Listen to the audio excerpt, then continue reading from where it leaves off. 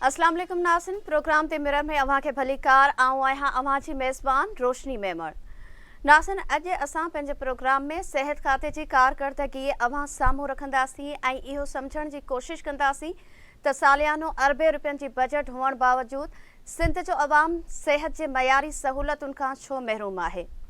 अॼोके प्रोग्राम में इहो बि ॼाणण जी कोशिश कंदासीं त 4 सालनि दौरान बजट में 170 अरब रुपयनि जी इज़ाफ़ी ऐं मजमूई तौर 300 अरब रुपयनि खां वधीक जी बजट रखंदड़ सेहत खाते जी कारकर्दगी बहितर थियण बदिरां ॾींहों ॾींहुं ख़राब छो थी रही आहे। इस्पताल में बिस्तरनि, वेंटिलेटर्स, दवाउनि समेत ॿियनि शयुनि जी खोट छो आहे।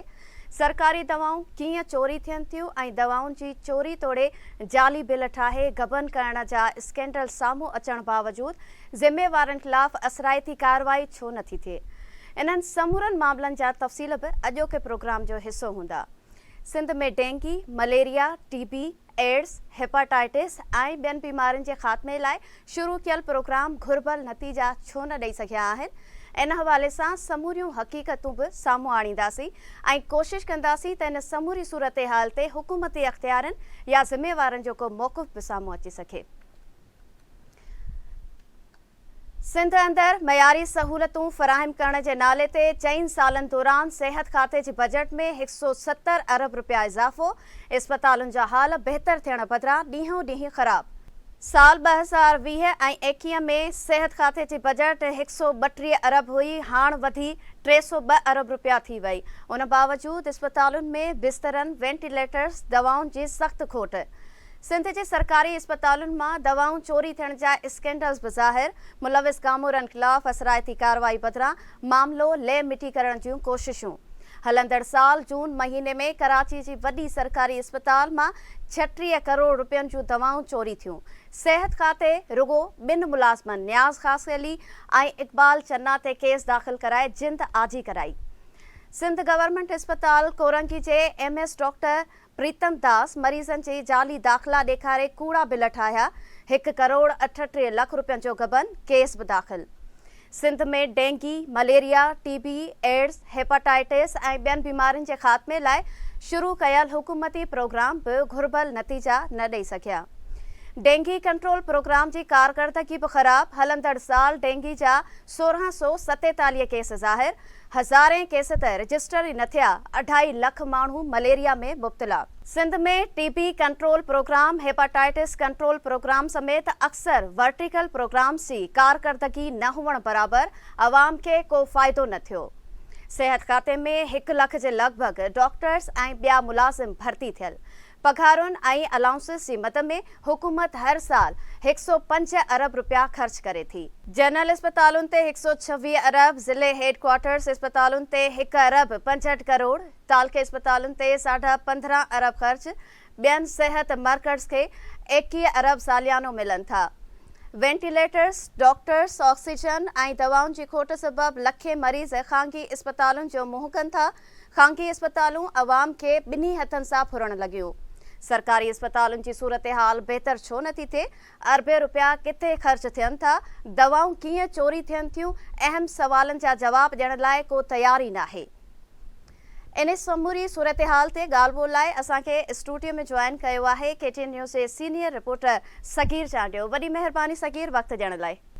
सगीर, सभ खां पहिरियां इहो ॿुधाइजो त सिंध में सेहत जी सहूलतुनि लाइ क़ाइमु कयल सेहत खाते जे सालियाने मजमूई तौर बजट केतिरी आहे ऐं हुकूमत पारां जेतिरी रक़म रखी वञे थी, छा सेहत जे हवाले सां अहिड़े क़िस्म जूं सहूलतूं सिंध जी अवाम खे मुयसरु आहिनि? वॾी महिरबानी रोशनी।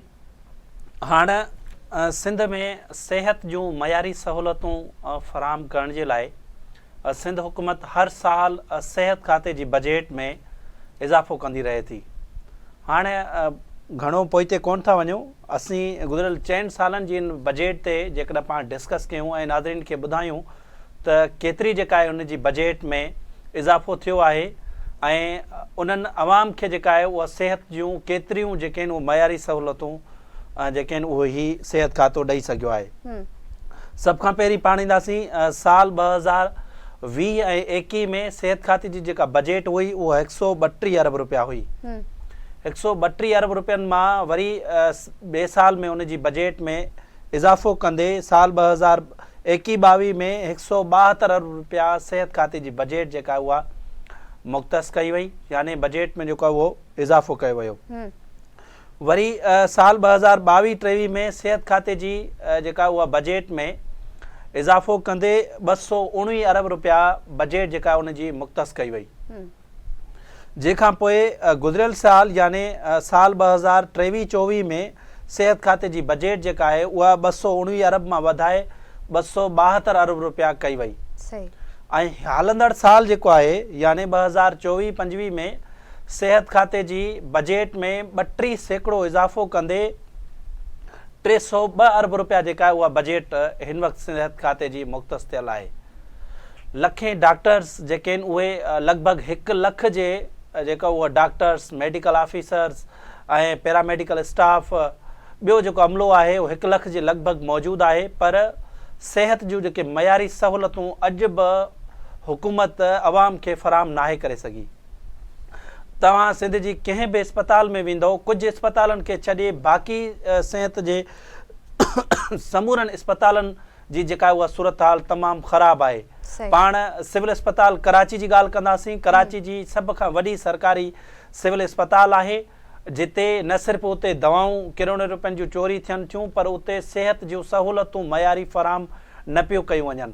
ईअं ई सेम जेको आहे वरी जिना अस्पताल ते ईंदासीं, कराची जी वॾी अस्पताल आहे सरकारी जिना अस्पताल, उते तव्हांखे मुख़्तलिफ़ हंधनि ते जेके आहिनि उहे फीस भरणी पए थी। हालांकि ही सरकारी अस्पताल आहे, उन जे बावजूदु जेके आहिनि मुख़्तलिफ़ उन्हनि जा वार्ड जेके आहिनि उहे ठीके ते ॾिना विया आहिनि, यानी एनजीओस जेके आहिनि उहे हलाइनि पियूं।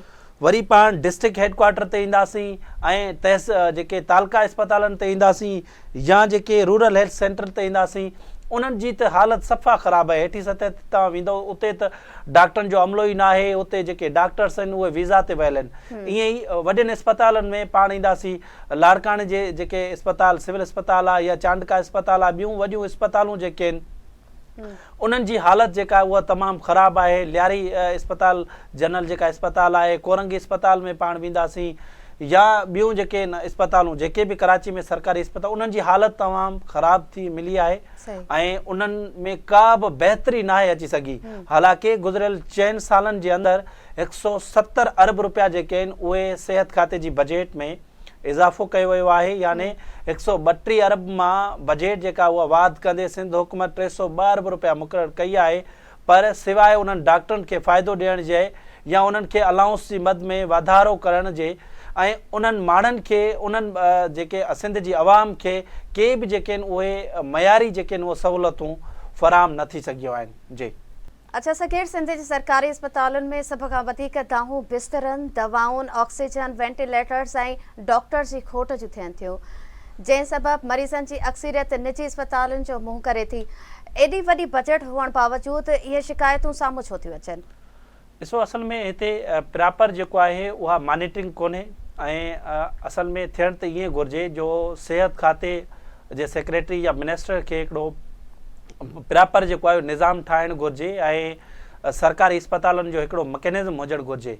पर हिते उन जे उपतड़ आहे, कंहिं बि तव्हां अस्पताल में वेंदो तव्हांखे सिफ़ारिश खां बिना जेको आहे मरीज़ उते दाख़िल ई नथो थिए ऐं उते उन्हनि डॉक्टरनि जो जेको आहे मरीज़नि सां अहिड़ो त ख़राबु रवैयो हुजे थो ऐं उन्हनि जो जेको हीउ सबबु ॿुधाइनि था त उते तमामु घणी रश हुजे थी ऐं 100 खां वधीक जेके हिकु हिकु डॉक्टर ॾिसे थो मरीज़नि खे, इन जे करे उन्हनि जो रवैयो जेको आहे उहो अहिड़ो हुजे थो त हर मरीज़ खे जेको आहे उन सां जेके मरीज़नि सां गॾु माण्हू अचनि था उहे सिफ़ारिश कराए पोइ उते इन्हनि सरकारी अस्पतालनि में जेका उहे एडमिट थियनि था।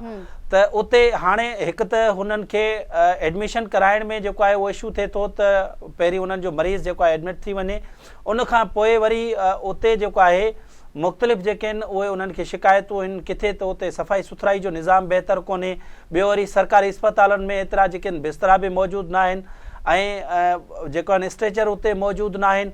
ईअं ई वरी अक्सर तव्हां ॾिठो हूंदो सरकारी अस्पतालनि में दवाऊं बि जेके आहिनि उहे ॿाहिरियां लिखी ॾियनि था, उन्हनि जी बि जेको आहे उहो सेटिंग हुजे थी, उन्हनि जेके ॿाहिरि जेके मेडिकल स्टोर आहिनि उहे सरकारी अस्पताल जी इंतिज़ामिया सां मिली भगत करे उन्हनि खे जेके उहो लिखी ॾियनि था दवाऊं ऐं उन्हनि फिलाणे जेको आहे इन्हनि मेडिकल स्टोरनि तां जेके उहो दवाऊं वठी अचो। ईअं ई हिकिड़े सिस्टम जे तहत जेको आहे उहो हिते सरकारी अस्पतालनि में करप्शन बि थिए थी, दवाउनि जी खोट बि हमेशह ई जेका उहा सरकारी अस्पतालनि में हूंदी आहे। मरीज़नि जो रवैयो ख़राबु हुजे थो, वेंटिलेटर जेके आहिनि उन्हनि खे न मिलंदा। तव्हां ॾिठो हूंदो त कराची खां हटी करे असां सिंध जे ॿियनि शहरनि जी असां ॻाल्हि कयूं त उते त तव्हांखे डॉक्टरनि जो तमामु ख़राबु रवैयो मिलंदो ऐं उहो हमेशह ईअं ई चवंदा आहिनि त कराची इन मरीज़ खे खणाए वञो, ऐं छाकाणि जो उते सहूलियतूं मौजूदु न आहिनि। तव्हां वञो लाड़काना वञो, सखर वञो, गंबट वञो या कंहिं बि शहर में वञो सिंध जे शहर में, उते तव्हांखे बहितर जेके आहिनि उहे सहूलियतूं न मिलंदियूं ऐं एमरजेंसी में तव्हांखे ॿुधाईंदा त तव्हां कराची में हिन मरीज़ खे खणाए वञो। ऐं उन दौरान जेको आहे उहो मरीज़नि खे तमामु जेका उहा तकलीफ़ हुजे थी। 302 अरब रुपया जेका आहे उहा बजेट थी वई आहे सिहत खाते जी। अॼु बि जेके आहिनि उहे मयारी सहूलियतूं जेके आहिनि सिहत जूं उहे इन फराहम नाहे करे सघी आवाम खे। सरकारी अस्पतालनि में वेंटिलेटरनि जी खोट हुजे थी, उते बिस्तरा जेके आहिनि एतिरा मौजूदु न आहिनि जेका उन्हनि जी अस्पतालनि जी जेका उहा नीड आहे। दवाउनि जी खोट आहे, डॉक्टर उते मौजूदु जेकर हिकु त डॉक्टरनि जी खोट आहे, ॿिए जेके डॉक्टर उते मौजूदु आहिनि उहे टाइम ते नथा अचनि, 2-2 कलाक देरि सां अचनि था ऐं उन्हनि डॉक्टरनि जी सेटिंग हुजे थी उन्हनि अस्पताल इंतिज़ामिया सां। उहो इन जे करे जो उन्हनि डॉक्टरनि जूं प्राइवेट क्लिनिकूं जेके आहिनि उहे मौजूदु आहिनि, उन्हनि प्राइवेट क्लिनिकनि खे टाइम तमामु उहे डॉक्टर घणो ॾियनि था ऐं सरकारी जेको आहे उहे अस्पतालनि खे तमामु घटि टाइम ॾियनि था ऐं उहे ई डॉक्टर सरकारी अस्पतालनि जूं उहे दवाऊं खणी पंहिंजी प्राइवेट क्लिनिकनि ते खणी वञनि था। इहो सिंध जो तमामु वॾो इशू आहे ऐं सिंध हुकूमत खे हिकिड़ो मैकेनिज़म ठाहिणु घुरिजे त जेका इहे जेके आहिनि डॉक्टर जेके आहिनि उहे वक़्त ते अचनि, जेके जिते जिते डॉक्टरनि जी खोट आहे उते उहा खोट ख़तमु कई वञे ऐं इन जो नोटिस थियणु घुरिजे त हमेशह जेके आहिनि उहे मरीज़नि खे ॿाहिरियां जेके आहिनि उहे दवाऊं छो थियूं घुराइणियूं पवनि। ग़रीब माण्हू ऐं जिन खे जेका उहा मानी खाइण जी बि जेका उहा वसियत न आहे, उहे माण्हू जेके आहिनि उहे एॾो ख़र्च जेके आहिनि उहे मेडिकल जो कीअं बर्दाश्त करे सघंदा ऐं हज़ारे रुपयनि जूं जेके आहिनि उहे दवाऊं ॿाहिरियां लिखी ॾियनि था ऐं उहे ई सेम जेके डॉक्टर जेके आहिनि तव्हांखे उन्हनि जो रवैयो जेको आहे उहो ॿियनि जेके प्राइवेट क्लिनिकनि ते उहो तमामु नॉर्मल मिलंदो, सरकारी अस्पतालनि में तमामु जेको उन्हनि जो रवैयो ख़राबु मिलंदो। तंहिं करे सिहत खाते खे सिंध हुकूमत खे ख़ासि तौर ते बजेट वधाइण बदिरां हिकिड़ो मैकेनिज़म ठाहिणु घुरिजे त सिहत जो जेके मयारी सहूलियतूं आहिनि उहे सिंध जी आवाम खे फराहम थी सघनि ऐं उन मां के लाभ बि जेके आहिनि उहे हासिलु थी सघे। जी सकीर, हिकु पासे अस्पतालुनि में दवाउनि समेत ॿियनि सहूलियतुनि जी खोट जूं शिकायतूं आहिनि त ॿिए पासे वरी दवाउनि जी चोरी ऐं जाली बिल ठाहे करोड़े रुपया गिड़काइण जा स्कैंडल बि साम्हूं अचनि था। वेझड़ाईअ में कराची जे हिकु अस्पताल में बि अहिड़ो स्कैंडल साम्हूं आयो हो, इन हवाले सां अव्हां वटि कहिड़ी ॼाण आहे? ॾिसो, कराची न सिर्फ़ु ही कराची पर सिंध जे ॿियनि शहरनि में बि सरकारी अस्पतालनि में अहिड़ो साॻियो ई हाल आहे। चांडका अस्पताल में बि अहिड़ो जेको आहे उहो स्कैंडल साम्हूं आयो हो। लाड़काने जी अस्पताल हुजे या सखर जो हुजनि, नवाबशाह जो हुजनि, इहे सिंध जे हर अस्पतालनि में अहिड़ा इशूज़ मौजूदु आहिनि। हिते त सिर्फ़ु इहा जांच थी आहे। कराची जी ही सभ खां वॾी सरकारी सिविल अस्पताल आहे जिते 36 करोड़ रुपयनि जूं कैंसर वारियूं जेके दवाऊं आहिनि उहे चोरी थी वियूं ऐं उन जो जेको आहे उहो केस बि MS जेको आहे ख़ालिद बुखारी साहब उन ईदगाह थाणे ते इन जून महीने में दाख़िल करायो हुयो ऐं उते एॾो वॾो स्कैंडल ज़ाहिर थियो हुयो जंहिंमें उन केस में उन जो स्टोर इंचार्ज हुयो न्याज़ ख़ासकेली ऐं स्टाफ नर्स हुयो इक़बाल चन्ना। उन ॿिनि जेको आहे मुलाज़िमनि जे ख़िलाफ़ हिननि केस दाख़िल कयो वियो हो।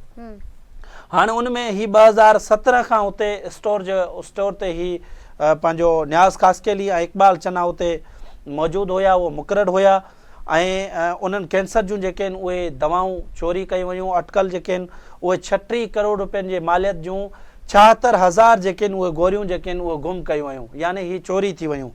हाणे इन जेका हेरा फेरी में जेकी ॿिया माण्हू मुलविस हुया उन्हनि जी अञा निशानदाही न आहे थी। ही जून महीने जो ही स्कैंडल आहे। 36 करोड़ रुपयनि जूं दवाऊं जेके आहिनि उहे चोरी थी वियूं, पर अक्टूबर महीनो जेको आहे उहो गुज़रण वारो आहे।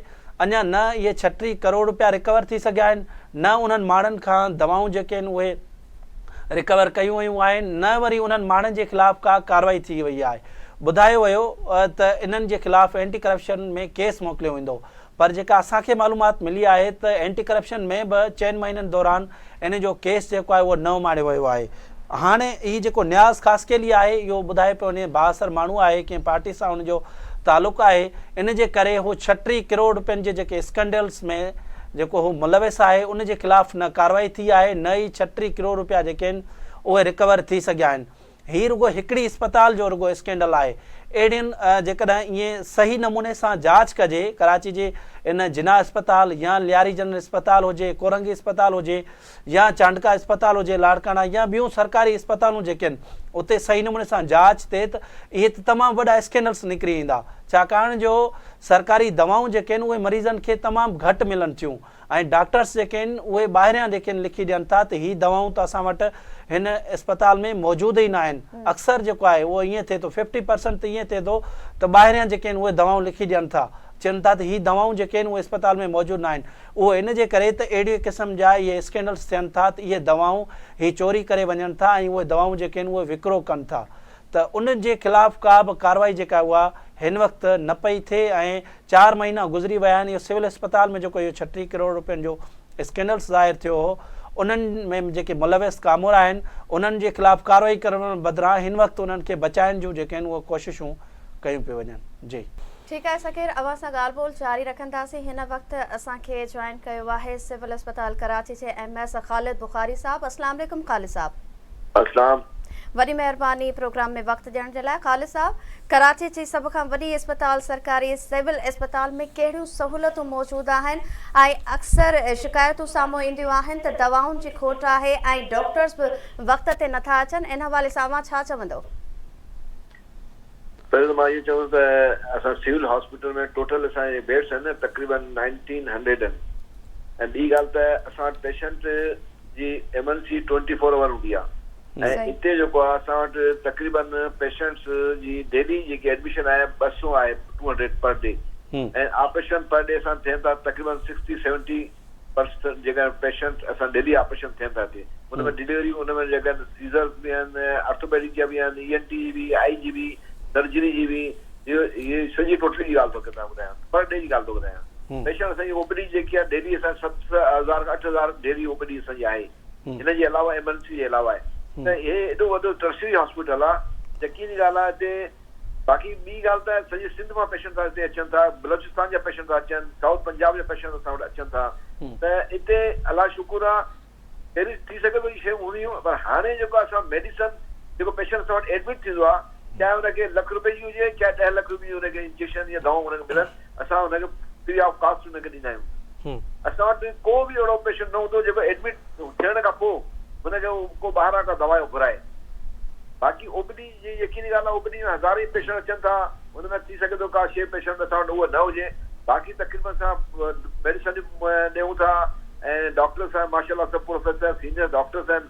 असांजे डॉक्टर्स शॉर्टेज त आहे, डॉक्टर्स छो त न्यू अपॉइंटमेंट थियूं असां गवर्नमेंट खां हाणे वरितियूं त तकलीफ़ असां 17 वारा जेके डॉक्टर हुया प्रमोशन थिया त 18 में हाणे प्रमोट जेका थिया त 18 जी वैकेंसी घणी मौजूदु आहे। असां वटि असां सेक्रेटरी साहब साहब खे लिखी ॾिनो आहे त असां कोशिशि कयूं था त असां जेको आहे असांखे डॉक्टर ॾियनि ऐं मूंखे उमेदु आहे त डॉक्टर असांखे इंशाल्लाह नेक्स्ट जेका कुझु ॾींहंनि में असांखे मिली वेंदा। अच्छा बुखारी साहब, तव्हां ॿुधायो त तव्हां वटि 7 खां 8 हज़ार रोज़ जेका ओपीडी थिए थी, त तव्हां टोटल डॉक्टर केतिरा आहिनि ऐं तव्हांजी नीड केतिरी आहे? ऐं उन्हनि डॉक्टर ॿियो त इहो ॾिठो वियो आहे जो डॉक्टर जेके आहिनि उहे सरकारी ड्यूटी नथा कनि, इहो वॾे अरसे खां मामिलो हलंदो पियो अचे। जॾहिं PHO साहब जॾहिं सेक्रेटरी हुयो उन्हनि जे ख़िलाफ़ उन्हनि कार्रवाई बि कई, पर इहो मामिलो अञा ताईं हल न पियो थिए। त तव्हांजी अस्पताल में बि ईअं आहे त वक़्त ते डॉक्टर नथा अचनि?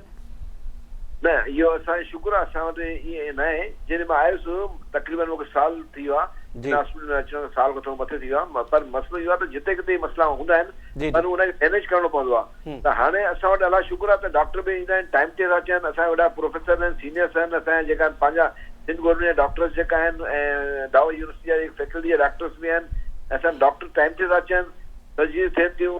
रश पहिरियों खां वधी वियो आहे घणो। पेशेंट तव्हां पाण ख़बर आहे महांगाई एतिरी वधीक आहे त ॿाहिरि पेशेंट अफोर्ड नथा करे सघनि। नंढा नंढा ऑपरेशन बि माण्हू ॿाहिरि अफोर्ड नथो करे सघे। हिते त वॾा वॾा ऑपरेशन थींदा आहिनि जेके 10-10 लख जा ॿाहिरि प्राइवेट ऑपरेशन थींदा आहिनि। प्लांट जा ऑपरेशन थींदा आहिनि, जेका ऑर्थोपेडिक जा इम्प्लांट जेका आहिनि उन्हनि जे लाइ हिप जॉइंट रिप्लेसमेंट थींदी आहे। असां वटि नी जॉइंट जी थींदी आहे रिप्लेसमेंट ऐं कैंसर जा ऑपरेशन थींदा आहिनि। कैंसर जा जेके इसोफेगस हूंदा आहिनि उहो ऑपरेशन सां वॾा ऑपरेशन थियनि था हिते। मतिलबु हिते मां सम्झां थो नंढे खां वॾे नंढो बि ऑपरेशन ऐं वॾे खां वॾो ऑपरेशन जेको ॿाहिरि प्राइवेट में 10-15 लख डॉक्टर्स वठंदा आहिनि, फी वठंदा आहिनि, हॉस्पिटल वठंदा आहिनि। उहो असां फ्री ऑफ कास्ट थो थिए हिते। जीअं तव्हां ॿुधायो त कैंसर जो हिते इलाज थिए थो, तव्हांखे हिकिड़ी ॻाल्हि यादि ॾियारींदुसि त जून महीने में तव्हांजी इन अस्पताल में 36 करोड़ रुपयनि जे कैंसर वारियूं दवाऊं जेके आहिनि उहे चोरी थी वियूं। तव्हां उन वक़्तु MS हुयो ऐं उहो केस बि दाख़िल करायो, 4 महीना थी विया आहिनि, उन्हनि जे ख़िलाफ़ का कार्रवाई थी आहे? ॾिसो, मां जॾहिं हिते आयुसि त इहा शइ थी चुकी हुई। मां पाण जेको आहे इहो शइ पकड़ी हुई असांजी मेन स्टोर मां। त छा थियो त रिकॉर्ड जेको हिननि उहो कयो त प्रोफेसर जेको असांजी ऑन्कोलॉजी जेकी प्रोफेसर आहे उन मूंखे लिखी ॾिनो मेडिसिन लाइ, त मां उहा डिमांड कई स्टोर में, त उहा दवाऊं असां वटि न हुयूं। त उतां पोइ मां इंक्वायरी कराई त मूंखे इहा दवा निकिती, पर हे मूंखां पहिरियों आई हुई दवाऊं ऐं निकिती चुकी हुयूं। पर मां हुन ते इंक्वायरी कराए मां सभिनी खे पकड़ियो प्रूफ सां गॾु। सभिनी मिनिस्टर साहिबा खां सेक्रेटरी हेल्थ असांजी जेको आहे रियान बलोच साहिब, हिन में मां हुनखे सभु नॉलेज ॾिनमि। मिनिस्टर साहिबा खे सभु मां सॼी ॻाल्हि ॿुधाई। पोइ हुननि मूंखे सस्पेंड करे छॾियो ऐं हुनखे फ़िलहालु हुन केस थो हले ऐं हाई कोर्ट हुनखे जेको मोकिले छॾियो आहे हुनखे एंटी करप्शन कोर्ट में। हाणे उहो होम डिपार्टमेंट में फाइल आहे, होम डिपार्टमेंट खां सिधो हाणे वेंदी एंटी करप्शन में, उतां जेको आहे फर्दर हुन प्रोसेस थींदो।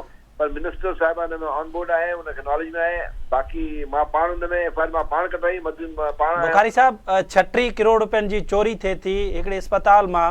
तव्हां ॿिनि रुगो नंढनि मुलाज़िमनि, न्यास कास्केली आहे ऐं ॿियो इक़बाल चन्ना, उहे रुगो मुअतल थियनि था। तव्हां सम्झो था त इन्हनि 36 करोड़ रुपयनि जी चोरी में रुगो 2 मुलाज़िम इहे मुलविस हूंदा या का ॿी वॾी चेन आहे? मेन त मालिक इहे इंचार्ज इहो सेक्शन जो त हुन पाण एक्सेप्ट कयो मूंखे मुंहिंजे साम्हूं। त मूंखे चई त ठीकु आहे, मां त कयो पर मूंसां ॿिया आहिनि। मां चयो त तूं मूंखे मेडिसिन वठी ॾे। ठीकु आहे, मूंखे मेडिसिन खपे, मूंखे मेडिसिन ॾेई छॾ, बाक़ी जेको न ॾींदे त मां इहा FIR कटाईंदुमि। त उन मूंखे चयो त मां तव्हांखे ॾींदुसि, पहुचाईंदुसि करे मेडिसिन तव्हांखे जेकी मां कई आहे चोरी मां करे ॾींदुसि तव्हांखे।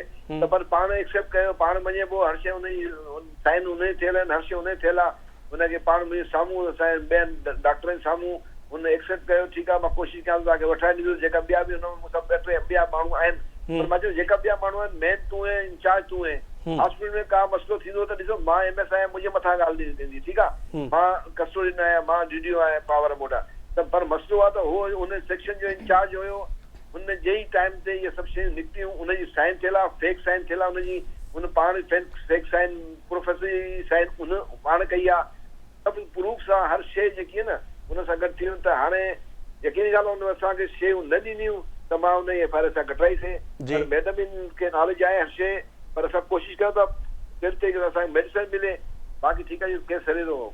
सर जून महीने में थियो हुयो, अक्टूबर महीनो बि गुज़रण वारो आहे। तव्हां सम्झो था 4 महीननि में कुझु बि न आहे थियो ऐं केस एंटी करप्शन वारनि खां बि मूं मालूमात वरिती आहे त उन्हनि वटि बि इहो न पहुतो आहे केस।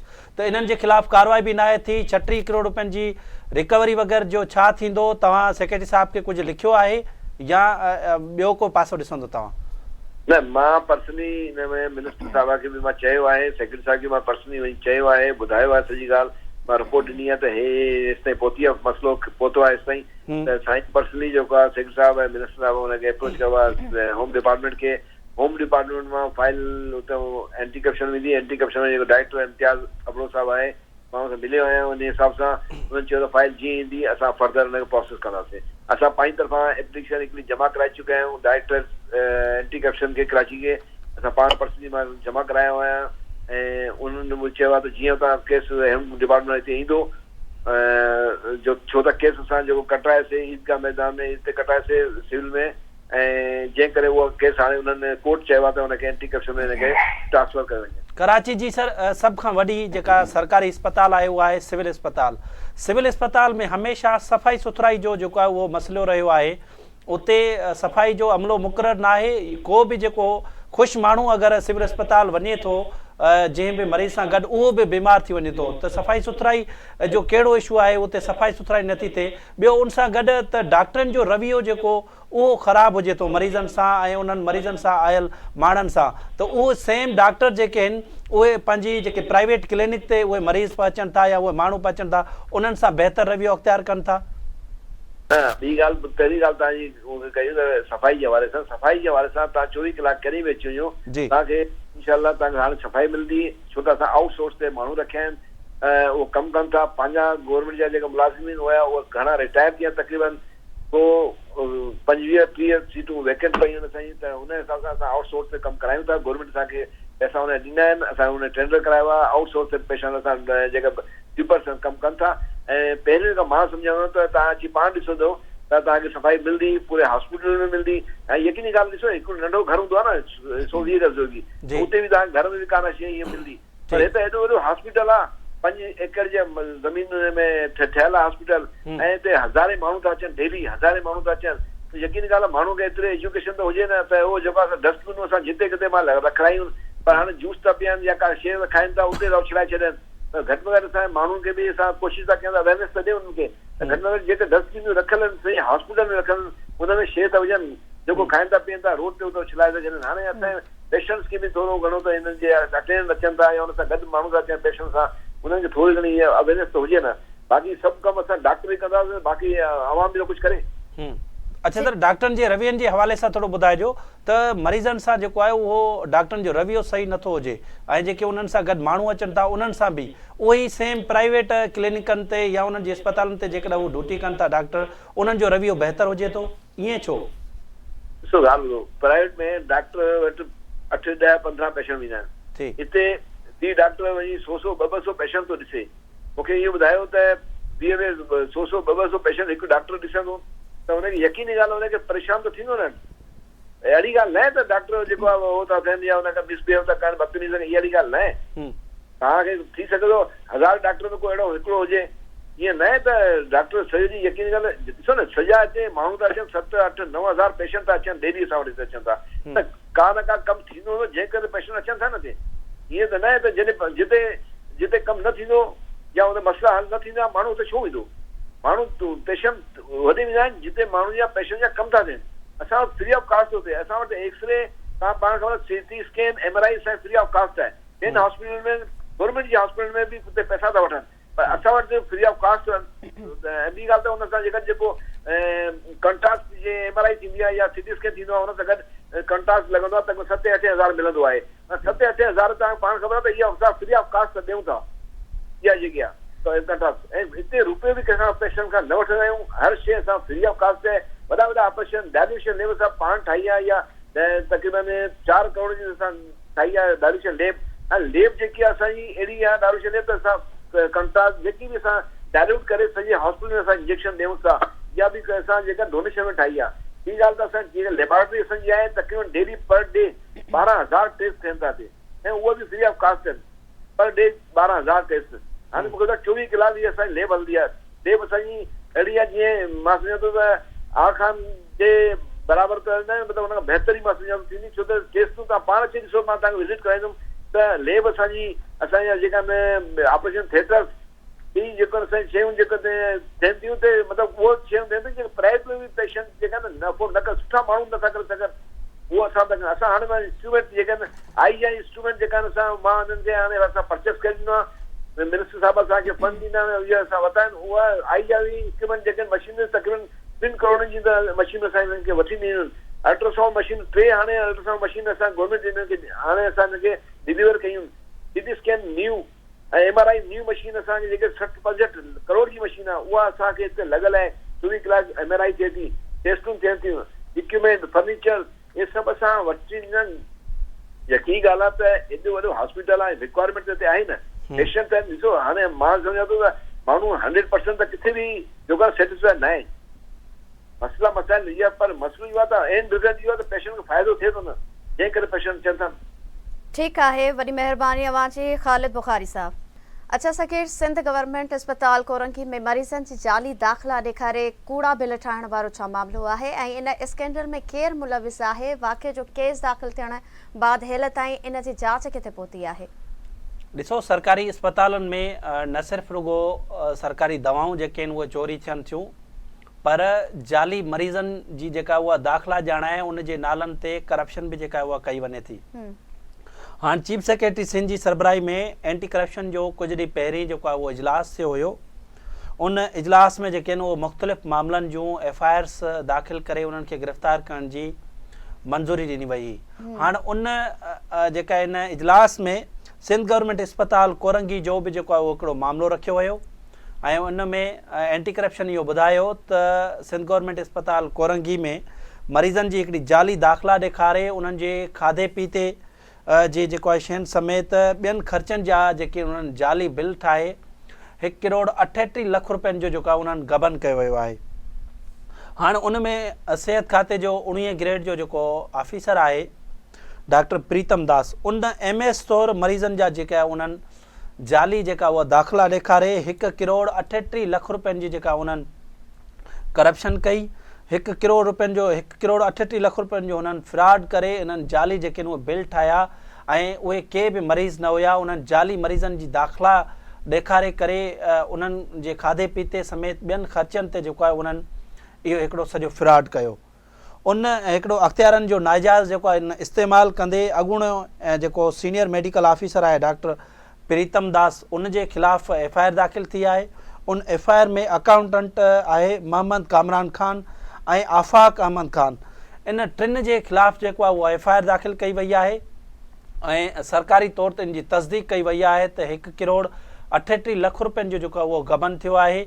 ॾिसो, सिंध इहो रुगो हिकिड़ी अस्पताल जो आहे, असीं ॿियनि जेके हेठि जेके ॿियूं जेके जनरल जेके अस्पतालूं आहिनि उन्हनि बि अहिड़े क़िस्म जा जेके आहिनि उहे स्कैंडल्स तव्हांखे मिलंदा। तव्हां तालके अस्पतालुनि में वेंदो, उते बि तव्हांखे अहिड़े क़िस्म जा जेके आहिनि उहे मिलंदा त कूड़ा मरीज़नि जी जेका उहा दाख़िला ॼाण आहे, हीअ जेके आहिनि उन्हनि जे खाधे पीते समेत जेके ॿियनि ख़र्चनि ते ही वॾा वॾा जेके आहिनि उहे कूड़ा बिल ठाहे करे ही स्कैंडल्स कंदा रहनि था। त इन मामले जी सही नमूने सां जांच थियण जी ज़रूरत आहे, छाकाणि जो ही सिंध जी आवाम जो पैसो आहे, उन जो जेको आहे उहो ग़लति ही इस्तेमालु करे रहिया आहिनि कामोरा। अहिड़नि कामोरनि जे ख़िलाफ़ सख़्तु कार्रवाई कई वञे। केस त दाख़िल थी चुको आहे पर एंटी करप्शन बि इन्हनि खे गिरफ़्तार करण में हिन वक़्त ताईं नाकाम थी वई आहे। जी, सगेर सिंध में dengue, malaria, TB, AIDS, hepatitis ऐं ॿियनि बीमारियुनि जे ख़ात्मे लाइ धारदार प्रोग्राम बि शुरू कयल आहिनि ऐं उन्हनि लाइ धार बजट बि रखी वञे थी। इहे प्रोग्राम जिन मक़सदनि लाइ रखिया विया आहिनि, छा हेल ताईं उहे घुर्बल नतीजा मिली सघिया आहिनि? ॾिसो, सिहत खाते में जेका उहा आहे 302 अरब रुपयनि जी बजट आहे, पर वरी सिहत खाते जा मख़सूस बीमारियुनि ते कंट्रोल करण जे लाइ हिकिड़ा अलॻि सां प्रोग्राम बि जेके आहिनि उहे जुड़ियल आहिनि। सिंध में 9 जेके आहिनि उहे हिकिड़ा ख़ुसूसी प्रोग्राम जुड़ियल आहिनि। जीअं डेंगी प्रोग्राम जुड़ियल आहे, डेंगी कंट्रोल प्रोग्राम आहे, उहो डेंगी जे मर्ज़ ते जेको आहे उहो ख़ात्मो हुनजो करण जे लाइ हिकिड़ो स्पेशल जेको आहे प्रोग्राम आहे। मलेरिया कंट्रोल प्रोग्राम आहे, एड्स कंट्रोल प्रोग्राम आहे, हेपेटाइटिस कंट्रोल प्रोग्राम आहे। अहिड़ा जेके आहिनि उहे 9 वर्टिकल प्रोग्राम जेके आहिनि उहे क़ाइमु थियल आहिनि। पर उहे वर्टिकल प्रोग्राम जेके आहिनि उन्हनि जी का कारकर्दगी का ख़ासि जेका आहे उहा न आहे। हाणे जीअं मलेरिया कंट्रोल प्रोग्राम आहे, इन जी 61 करोड़ रुपया इन जी बजट आहे, पर हाणे इन जी पाण जेकॾहिं कारकर्दगी ते ईंदासीं, रुगो हिन साल जी जेका सिहत खाते कल्ह ताईं जेका उहा रिपोर्ट जारी कई आहे सरकारी अंगनि अखरनि मूजिबि, त सिंध में 2.5 लख जे लॻभॻि जेके आहिनि उहे मलेरिया जा पॉज़िटिव केस जेके आहिनि ज़ाहिर थिया आहिनि। ही उहे केस जेके सरकार खे ख़बर पइजी सघी आहे, उहे केस जेके ख़ानगी क्लिनिकनि ते ॾेखारनि था या ख़ानगी अस्पतालनि में जेके आहिनि उहे पंहिंजो मरीज़ पहुचनि था, उहा ही डेटा न आहे। ही जेसि ताईं सरकार जी पहुच आहे ओसि ताईं जा ही 2.5 लख जा केस आहिनि। हीअं त लखनि जी तादाद में तमामु वॾा केस जेके आहिनि उहे निकिरी ईंदा। त हाणे इन में ही मलेरिया कंट्रोल प्रोग्राम जेको आहे उहो मलेरिया ते जेको आहे कंट्रोल करण में नाकाम वियो आहे। ही हाणे हैदराबाद डिवीज़न ते असीं ईंदासीं त हैदराबाद में 1,17,000 जेके आहिनि उहे मलेरिया जा केस जेके आहिनि उहे साम्हूं आया आहिनि। सखर डिवीज़न में बि जेका आहे उहा साॻी सूरत हाल आहे। 17,000 जेके आहिनि उहे सरकारी तौर ते उन्हनि जी तस्दीक थी आहे त 17,498 जेके माण्हू आहिनि उहे मलेरिया में मुब्तला थी चुका आहिनि। लाड़काना डिवीज़न में 54,225, मीरपुर डिवीज़न में 33,279, शहीद बेनज़ीराबाद में 20,000 खां वधीक जेके आहिनि उहे मलेरिया जा जेके पॉज़िटिव केस आया आहिनि ऐं कराची में जेके आहिनि उहे 1935 आहिनि। त सभ खां वधीक जेके उहे केस हैदराबाद में रिपोर्ट थियनि था त मलेरिया जा 1,17,000 जेके आहिनि उहे केस रिपोर्ट थिया आहिनि। पाण ईंदासीं हाणे डेंगी कंट्रोल प्रोग्राम ते, त डेंगी कंट्रोल प्रोग्राम जी बि जेका उहा हालति जेका उहा सही न आहे। हाणे रुगो कराची में तमामु जेको आहे वॾा केस जेके ज़ाहिर थिया आहिनि। 1,647 जेके आहिनि उहे कराची में डेंगी जेके आहिनि पॉज़िटिव केस साम्हूं आया आहिनि ऐं मजमूई तौर ते हलंदड़ साल जेको आहे जनवरी महीने खां अक्टूबर ताईं 1940 जेके आहिनि उहे डेंगी पॉज़िटिव केस आहिनि। ही सिर्फ़ु उहे केस आहिनि जेकी सरकार खे ख़बर पइजी सघी आहे, यानी डेंगी कंट्रोल प्रोग्राम खे जेका ख़बर पइजी सघी आहे। उहे इन में जेका हिननि डेथ हिकिड़ी ॼाणाई आहे त हिन साल जेको आहे उहो डेंगी सबबु हिकु माण्हू जेको आहे उहो फौत थियो आहे। त इन में कराची ईस्ट में जेको आहे उहो 532 जेके आहिनि डेंगी जा केस आया आहिनि ऐं कराची सेंट्रल में 429, कोरंगी में जेको आहे 117 ऐं साउथ में 306 जेके आहिनि उहे डेंगी पॉज़िटिव आया आहिनि। त डेंगी कंट्रोल प्रोग्राम जी बि तव्हांखे कारकर्दगी ॿुधाईसीं त उन जी बि जेका उहा सूरत हाल बहितर न आहे। ईअं ई हेपेटाइटिस कंट्रोल प्रोग्राम जी बि सूरत हाल उहा साॻी आहे। TB कंट्रोल प्रोग्राम जी बि जेका उहा का कारकर्दगी बहितर न आहे। वर्टिकल प्रोग्राम बि जेके आहिनि उहे घुर्बल नतीजा जेके आहिनि उहे हिन वक़्त ताईं न ॾेई सघिया आहिनि। जी सगीर, इहो ॿुधाइजो त सिंध में मजमूई तौरु केतिरा डॉक्टर्स ऐं ॿियो अमलो भर्ती थियल आहे ऐं उन्हनि जी पघारुनि तोड़े अलाउंसिस ते सालियानो केतिरी रक़म ख़र्च थिए थी? ॾिसो, सिहत खाते जा जेके अंग अखर साम्हूं अचनि पिया, ख़ासि तौर ते सिंध जे नाणे खाते जा अंग अखर अचनि पिया त तक़रीबन 1 लख जे लॻभॻि जेके आहिनि हिननि वटि जेके आहिनि उहे डॉक्टर्स मौजूदु आहिनि, अमलो मौजूदु आहे सॼो। उन्हनि जी पघारनि जे लाइ जेको आहे उहो 45 अरब 16 करोड़ रुपया जेके आहिनि उहे ख़र्च थियनि था। हाणे मजमूई तौर ते समूरा जेके एम्प्लॉइज़ जेके ख़र्च आहिनि एम्प्लॉइज़ जा उहो 105 अरब रुपया आहिनि अलाउंस समेत। जेके हिननि खे अलाउंस मिले थो या उन्हनि खे जेके पघारूं मिलनि थियूं त यानी सिंध हुकूमत रुगो 105 अरब रुपया उहो इन्हनि डॉक्टरनि मेडिकल स्टाफ ते जेको आहे उहो ख़र्चो करे थी। त मजमूई तौर ते जेको आहे इहो 45 अरब रुपया जेके आहिनि इन्हनि जी पघारनि ते वञनि था ऐं टोटल जेका आहे ऑफिसरनि जी जेका उहा पे आहे उहा 22 अरब रुपया जेका आहे। उन खां अलावा जेका आहे ॿियनि स्टाफ जी उहा 22 अरब रुपया उन जी बि जेका बजट आहे। यानी टोटल जेको आहे ऑफिसर्स ऐं स्टाफ जी मिलाए करे 45 अरब रुपया जेके आहिनि उन्हनि जे पघारनि में वञनि था ऐं अलाउंस समेत जेका आहे उहा टोटल 105 अरब रुपया जेके आहिनि इन ते ख़र्च थियनि था। पर 105 अरब रुपया जेके सिंध हुकूमत इन्हनि जे ते ख़र्च करे थी, पर उहे अॼु इन्हनि जी कारकर्दगी का ख़ासि बहितर नज़र न पई अचे। उहे ख़ासि तौर ते जेके डॉक्टर्स जेके आहिनि उन्हनि खे सिंध हुकूमत वॾा वॾा अलाउंस बि जेके उहा ॾिए थी, पर उहे वक़्त ते ड्यूटी नथा कनि ऐं जेके आहिनि उहे ख़ानगी क्लिनिकनि खे टाइम ॾियनि था ऐं अॼु बि जेके आहिनि उहे वीज़ा ते वियल आहिनि। डॉक्टर्स खे मुख़्तलिफ़ वक़्तनि ते शोकास बि मिलंदा रहनि था त उहे जेके आहिनि वक़्त ते ड्यूटी कनि, पर उहो मामिलो अॼु ताईं हल नाहे थी सघियो। अच्छा सगीर, आख़िर में इहो ॿुधाइजो त सिहत खाते ऐं सिंध जे इस्पताल जी ख़राब हालत ते अव्हां जी कंहिं ज़िम्मेवार सां का ॻाल्हि ॿोल थी सघी आहे? इन समूरी सूरत हाल ते संदन कहिड़ो मौक़िफ़ साम्हूं अचे थो? ॾिसो, सिहत खाते जे अख़्तियारनि सां इन बाबति जेको आहे राब्ते करण जी कोशिशि कई, पर जेको आहे उहो राब्तो न थी सघियो आहे। पाण पंहिंजे प्रोग्राम में ॾिसो त इन्हनि सां असीं सिविल इस्पताल जे MS सां ॻाल्हि ॿोल कई, उनजो जेको आहे उहो मौक़िफ़ साम्हूं आयो ऐं ॿियनि इस्पतालनि जे बि जेको आहे उहो अख़्तियारनि सां असां ॻाल्हि ॿोल करण जी कोशिशि कई, पर इहो राब्तो असां सां जेको उन्हनि जो न थी सघियो। त बाक़ी सिंध जूं जेके उहे सरकारी इस्पतालुनि जूं जेके आहिनि उहे हालतूं के ख़ासि न आहिनि ऐं उते जेके आहिनि उहे डॉक्टरनि जी खोट आहे, दवाउनि जी खोट आहे ऐं उते वेंटिलेटर्स न आहिनि ऐं उनखां अलावा स्ट्रेचर न आहिनि, बेड उते बिस्तरा जेके आहिनि उते मौजूदु न आहिनि। इन पासे जेको आहे सिहत खाते खे ध्यानु ॾियणु घुरिजे त 302 अरब रुपया सिहत खाते जी बजट आहे। त इहा बजट केॾां वञे थी? दवाऊं चोरी कंदड़नि खे उन्हनि जे ख़िलाफ़ु जेको उहो कार्रवाई छो नथी थिए ऐं जेकी जाली मरीज़नि जी दाख़िला जेकी कनि था त उन्हनि खे नौकरियुनि तां बरतरफ़ करणु घुरिजे। वरी महिरबानी सखीर, अवां इन इंतिहाई अहम मामले ते नाज़रीन खे ॼाण ॾिनी। नाज़रीन, असांजी हर भेरे इहा ई कोशिशि हूंदी आहे त पंहिंजे प्रोग्राम में सिंध जे अवाम सां सलहाड़ियल तकलीफ़ुनि, मुश्किलातुनि ऐं मसइलनि खे साम्हूं आणिजे ऐं कोशिशि कजे त उन्हनि समूरनि मामलनि जी असुलु ज़िम्मेवारनि खे बि वाइखो कजे। नाज़रीन, ईंदड़ हफ़्ते कंहिं नए मौज़ू सां गॾु ॿीहर हाज़िर थींदासीं। तेसीं ताईं पंहिंजी मेज़बान रोशनी मेमून खे ॾींदा इजाज़त। अल्लाह वाहिद।